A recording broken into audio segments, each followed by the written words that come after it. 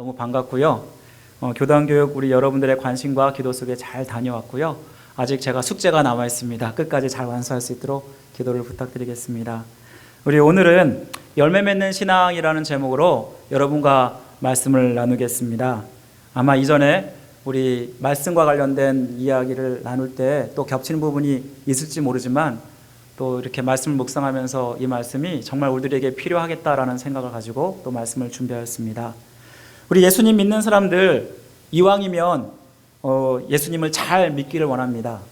우리의 삶 가운데 열매를 맺고 성숙한 신앙생활을 하기를 원할 것입니다. 우리 주변에 그런 삶을 살아가는 사람들을 가끔 보게 됩니다. 정말 하나님께서 함께 하시고 또 역사하시는 그 모습을 보면서 나도 저런 삶을 살고 싶다라고 느낄 때가 있는데요. 우리는 신앙생활하면서 정말 열매 맺는 것이 얼마나 중요한지 모릅니다.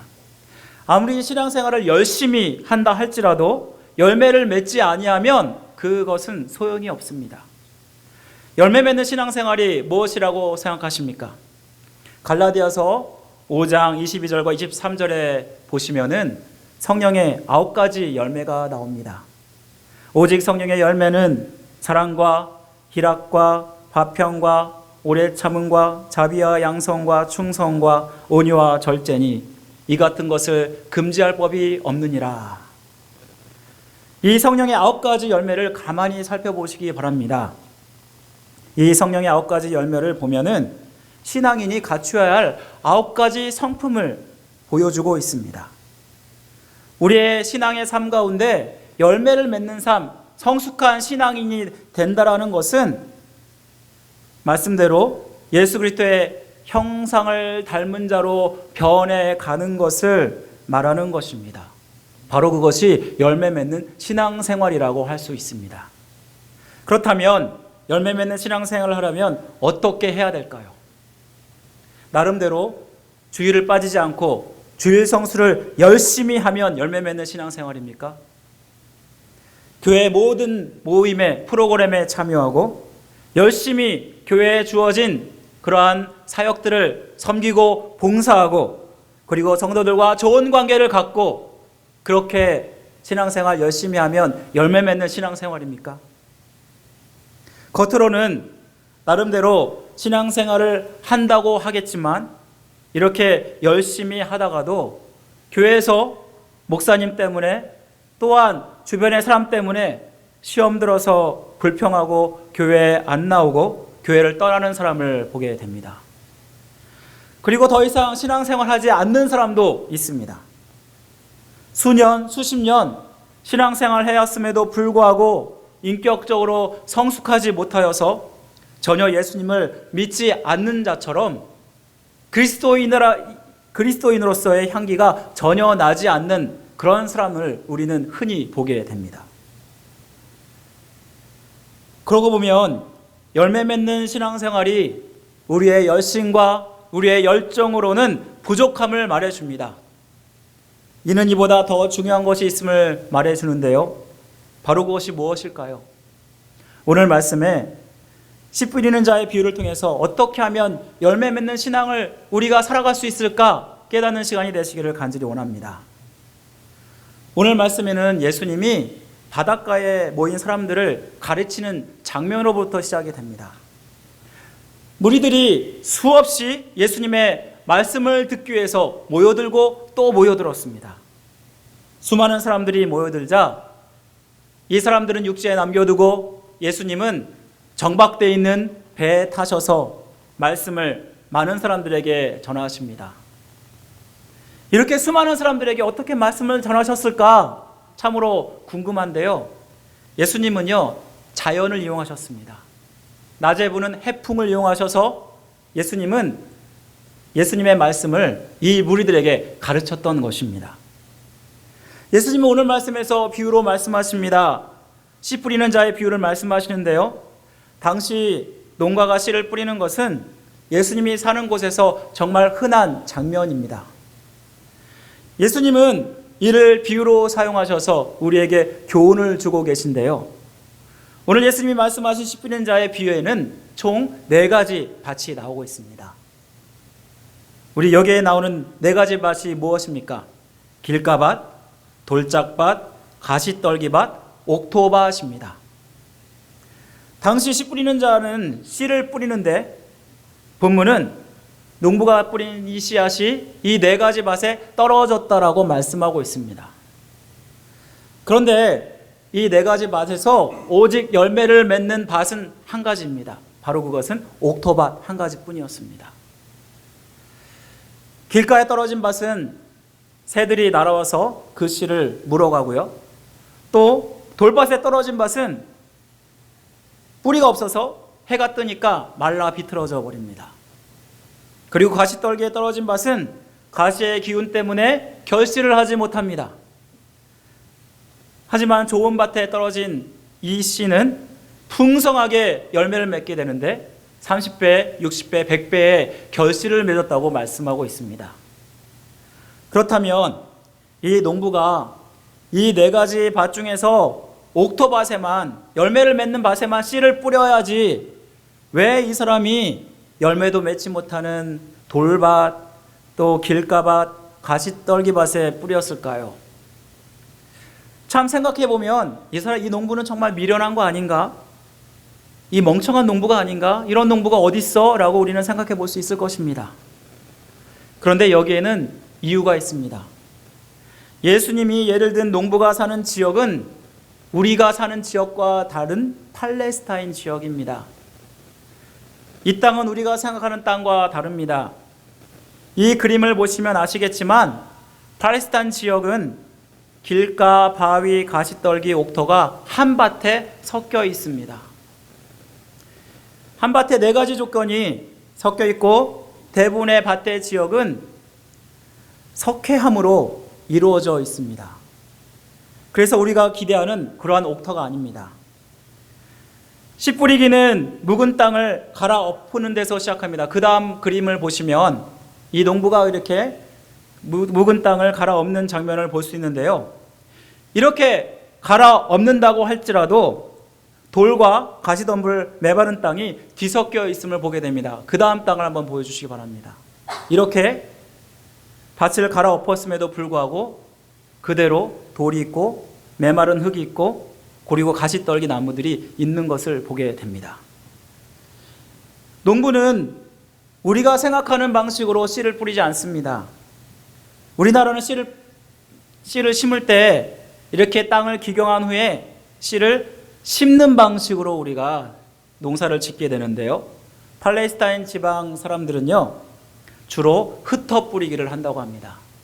허리에 씨 주머니를 차고 그리고 이것을 꺼내서 이 밭을 확 뿌려버리면 어떤 씨는 길가에 떨어지고 또 어떤 씨는 돌밭에 떨어지고 어떤 씨는 가시떨기에 떨어지고 또 어떤 씨는 옥토밭에 떨어지는 것입니다. 씨 뿌린 자의 비유가 무슨 뜻일까요? 오늘 10절과 20절에 보면은 예수님은 씨 뿌리는 자의 비유를 제자들에게 풀어주십니다. 씨 뿌린 자의 비유에서 농부는 말씀을 선포하는 자를 말합니다. 또 씨 뿌리는 것은 말씀을 뿌리는 것입니다. 그리고 네 가지 밭은 그 뿌린 말씀을 받는 네 가지 우리의 마음밭을 얘기합니다. 다시 말하면 우리가 말씀을 받는 반응과 태도에 따라서 우리가 신앙생활에서 열매를 맺을 수도 있고 그렇지 않을 수도 있음을 말씀해 주는 것입니다. 우리가 여기서 주목할 것은 길가, 돌밭, 가시떨기, 옥토가 한 밭에 뒤섞여 섞여 있다라는 것입니다. 이것은 우리가 이러한 네 가지 마음을 모두 가질 수 있음을 말해주는 것입니다. 우리가 우리의 마음을 어떻게 준비해서 선포되는 말씀을 받느냐에 따라서 우리의 신앙생활 가운데 열매를 맺을 수도 있고 그렇지 않을 수도 있다는 것입니다. 우리가 신앙생활하면서 이 모든 것을 함께 경험하게 되는데 우리가 말씀을 똑같이 받지만 이 말씀을 받는 마음의 태도에 따라서 그 결과는 극명하게 달라짐을 우리는 깨닫게 됩니다. 예수님이 이 비유를 풀어주실 때 이렇게 풀어주십니다. 길가밭은 사람이 많이 다녀서 딱 딱해진 밭입니다. 씨가 뿌려질지라도 그 씨가 노출되어 있어서 지나다니는 여행객들이 그 씨를 밟기도 하고요. 또한 그 씨를 새들이 날아와서 물어가기도 합니다. 여기서 새는 무엇을 얘기하냐면 사탄을 얘기합니다. 말씀을 주의 깊게 듣지 않고 겸손히 그 말씀을 받지 않는 자의 모습을 얘기합니다. 그래서 아무리 강단에서 말씀을 선포한다 할지라도 이 말씀을 사탄이 빼앗아 가버리기 때문에 하나님 말씀을 듣기는 하지만 전혀 그 말씀에 관심이 없는 자를 말합니다. 두 번째로 돌짝밭입니다. 얕은 흙이 덮여 있고 싹은 빨리 나오기는 하지만 이 돌 때문에 뿌리를 내릴 수가 없습니다. 그리고 태양이 뜨면 장렬하는 태양 때문에 금방 말라 비틀어지는 그러한 밭입니다. 이 말씀을 들을 때 기쁨으로 받지만 신앙의 깊이가 없기 때문에 환난이나 박해가 그런 것들이 찾아오면 이를 견디지 못하고 변질되고 신앙을 버리고 세상으로 돌아가는 사람을 얘기할 것입니다. 가시떨기 밭은 어떻습니까? 씨가 뿌려졌고 뿌리는 내립니다. 그렇지만 가시떨기가 이 기운을 막아서 열매를 맺지 못합니다. 이것은 무엇을 얘기하냐면 우리가 말씀을 기쁨으로 받고 심지어는 뿌리도 내리지만 세상의 염려와 욕심 때문에 말씀이 그의 삶 가운데 역사하지 않는다는 것을 말씀합니다. 좋은 밭에 뿌려진다는 것은 씨가 뿌려져서 뿌리도 내리고 풍성한 열매도 맺는 것입니다. 말씀을 듣고 받아서 그 말씀을 통해서 변화되고 풍성한 영적 충만과 성숙을 경험하고 심지어는 다른 사람에게까지 신앙의 열매를 또 영향을 미치는 그런 사람인 것입니다. 이 중에서 여러분이 말씀을 받는 여러분의 태도는 무엇입니까? 여기서 열매를 맺고 안 맺고의 결정적인 차이는 말씀을 선포하는 사람도 아니고 또한 말씀 자체도 아니고 말씀을 받는 우리의 마음의 태도에 달려 있음을 이 말씀은 우리에게 보여주고 있다는 것입니다. 사실 말씀을 들을 때 많은 사람들이 평가를 합니다. 사실 많은 사람들 설교가 좋다, 나쁘다, 은혜가 있다, 없다 이렇게 평가를 하게 됩니다.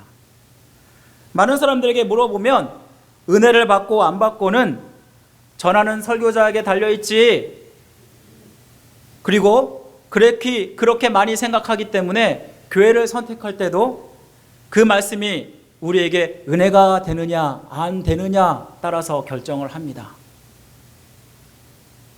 그런데 참 아이러니한 것이 있는 거 아십니까? 맨 처음 교회를 선택할 때는 설교자의 말씀이 은혜가 된다고 해서 이 교회를 선택을 했습니다. 그런데 몇 년이 지나서 그 설교가 너무나 익숙해지면은 이제는 설교가 은혜가 안 된다고 그 교회를 떠나갑니다. 그리고 또 더 좋은 말씀이 있나 여기 교회 가고 저기 교회 가면서 다른 교회를 찾아보는 사람들을 저는 본 적이 있습니다. 여기서 제가 궁금한 것이 있습니다. 뭐냐면 설교가 은혜가 된다 안 된다 판단하는 기준이 무엇입니까?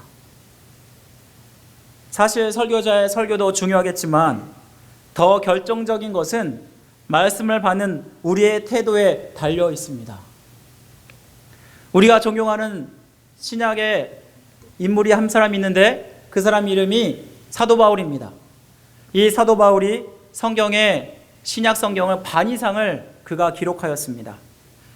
그는 당대 최고의 가말리알 학문에서 수학을 하였고 그리고 그의 복음은 굉장히 깊이가 있고 그리고 굉장히 능력이 있는 말씀입니다. 하지만 이러한 위대한 바울이 만약 설교를 할 때 많은 사람들이 은혜 받고 능력 받고 변화될 것 같지만 또 한편으로는 그렇지 않은 그러한 기사도 성경에 나옵니다. 유두고라는 한 사람이 창가에 앉아 있으면서 이 사도 바울의 설교를 들었습니다. 그런데 설교를 듣다가 졸음이 너무 나와서 그것을 참지 못하다가 결국은 그 창가에서 떨어져 죽게 되는 그러한 일이 성경에 기록되어 있습니다. 그가 졸아서 떨어진 것이 바울의 말씀이 은혜가 없기 때문인가요? 능력이 없기 때문인가요? 그렇지 않습니다. 바로 우리가 은혜 받고 안 받고는 우리가 말씀을 받는 마음의 태도에 달려 있는 것입니다.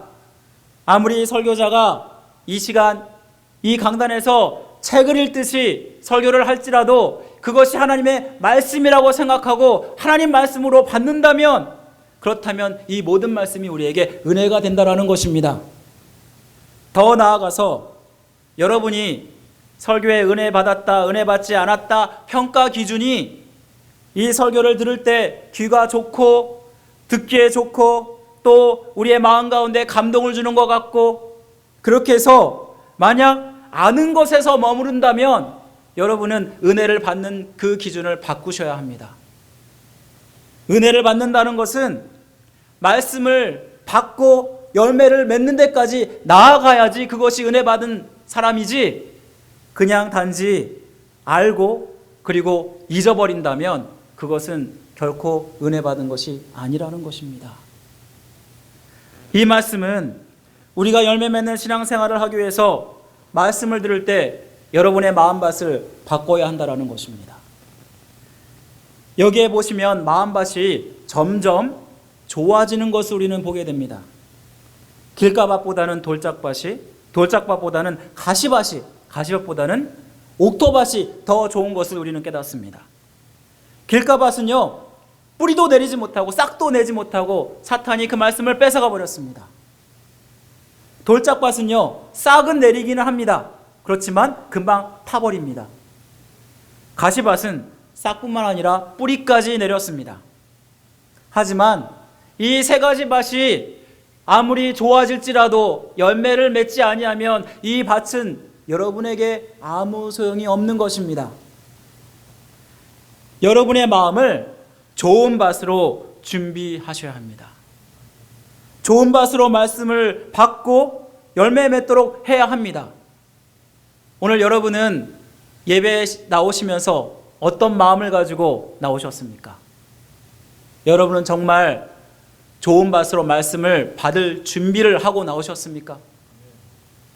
진정한 영적 성숙을 경험하기 위해서는 여러분이 여러분의 마음밭을 좋은 밭으로 먼저 만드신 후에 그리고 말씀을 받으시기를 간절히 바랍니다.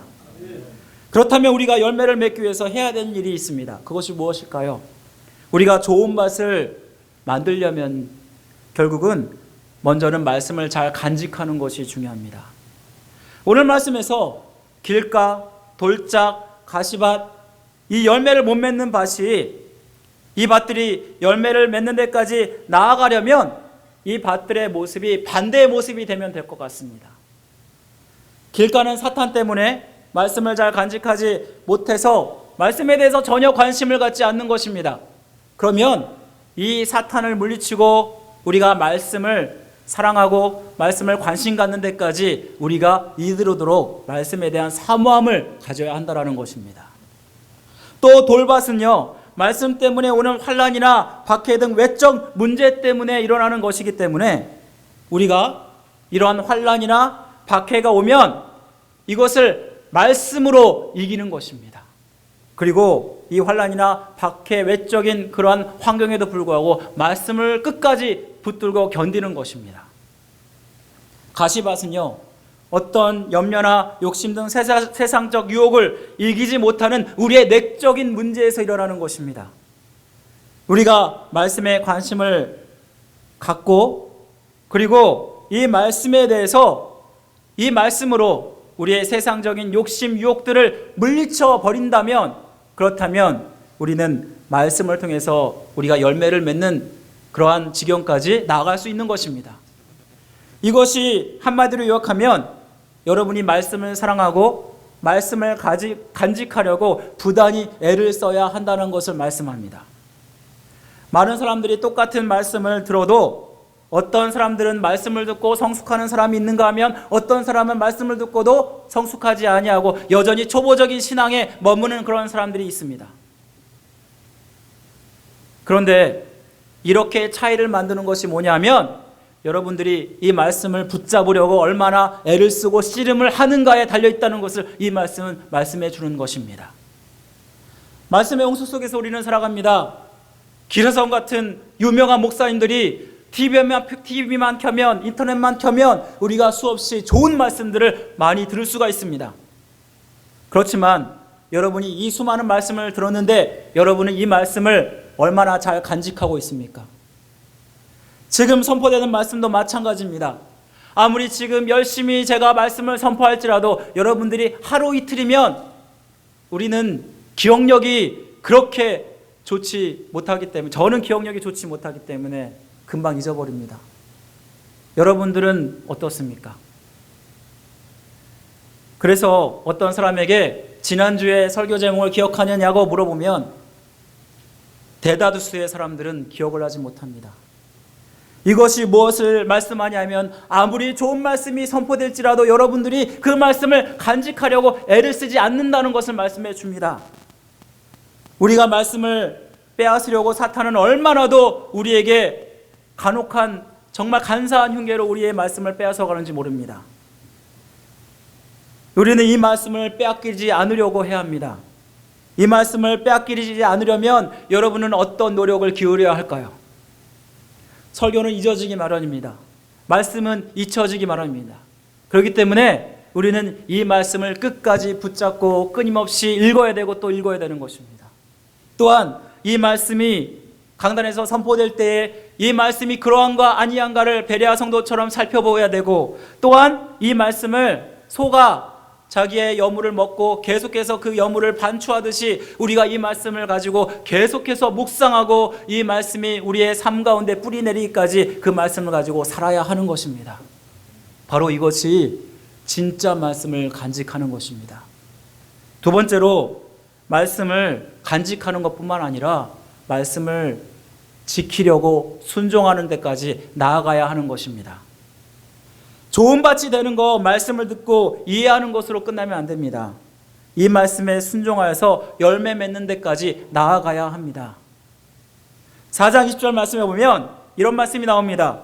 좋은 밭의 땅에 뿌려졌다는 것은 곧 말씀을 듣고 받아 30배나 60배나 100배의 결실을 하는 자니라.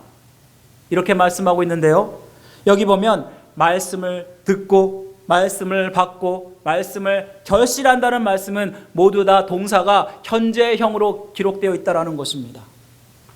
이 말씀이 무엇을 얘기하냐면요, 여러분이 선포된 말씀을 받은 것으로 끝나버리면 안 된다는 것입니다. 여러분이 그 말씀을 따라서 순종하려고 애를 쓰고 열매 맺는 것을 위해서 수고해야 하는 말씀해 줍니다. 기독교 신앙에서 가장 중요한 것이 뭐냐면 말씀이지만 이 말씀이 여러분의 삶 가운데 열매 맺으려면 바로 순종에까지 나아가야 함을 말씀해 주는 것입니다. 우리는요, 우리가 아는 것으로 끝내서는 안 됩니다. 제임스 스미스라는 사람이, 이 사람은 유명한 학자인데요, 목회자 세미나에 참여했다가 적잖은 실망을 받았다고 합니다. 평신도 훈련에 관한 세미나였는데 대부분의 시간을 소그룹을 효과적으로 어떻게 인도할까, 그리고 어떻게 하면 교회를 부흥시킬까, 그곳에만 관심을 갖고 그곳에만 이렇게 강의를 하더라는 것입니다. 그곳에는 경건 훈련에 대한, 그리고 실천에 대한 깊이 있는 이해나 실천, 이런 것들이 아무것도 없었습니다.